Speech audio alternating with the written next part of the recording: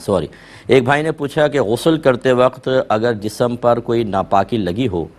اور پانی اس ناپاکی سے لگ کر بالٹی میں گر جائے تو کیا پانی ناپاک ہوگا؟ جی بالکل ناپاک ہوگا۔ یہ جو بالٹی اور ٹب کے پانی ہوتے ہیں یہ قلیل پانی کہلاتا ہے، تھوڑا سا پانی کہلاتا ہے، اور اس قلیل پانی کا حکم یہ ہوتا ہے کہ اس میں اگر کوئی نجاست گر جائے، چاہے نجاست کا رنگ یا اسمیل وغیرہ ظاہر ہو یا نہ ہو، یہ کل پانی ناپاک ہو جائے گا۔ لہذا جب کنفرم ہے کہ جسم پہ نجاست تھی اور اس سے لگ کر پانی گرا ہے، تو جیسے پانی اس نجاست سے متصل ہوا ناپاک ہو گیا، پھر وہ ناپاک پانی بالٹی میں گیا، چاہے ایک ہی چھینٹ گئی ہو، ٹوٹل ناپاک ہو جائے گا۔ لیکن اب اس کو پاک کرنے کا طریقہ یہ ہوگا کہ آپ نل کا کھول دیں،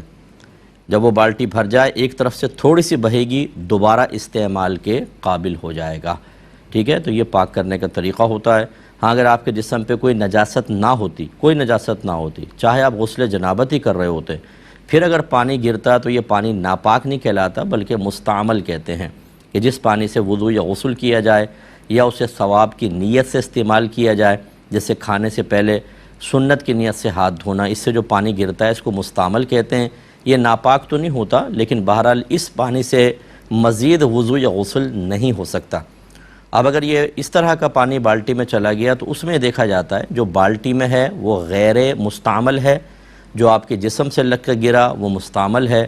اور مستعمل اور غیر مستعمل مل جاتے ہیں تو اس میں حکم اس کا ہوتا ہے جس کی مقدار زیادہ ہے۔ تو لازم بات ہے کہ بالٹی کے پانی کی مقدار زیادہ ہے، وہ غیر مستعمل ہے، تو کل کا کل غیر مستعمل ہوگا، یعنی آپ اس کو استعمال اب کر سکتے ہیں۔ اگر ایسا ہوتا کہ مثلا بہت زیادہ جسم سے پانی گرا اور وہ بالٹی میں جمع ہوا، بالٹی میں تھوڑا تھا، پھر وہ مستعمل غالب آتا اور وہ وضو اور غسل کے قابل نہ ہوتا۔ میں گزارش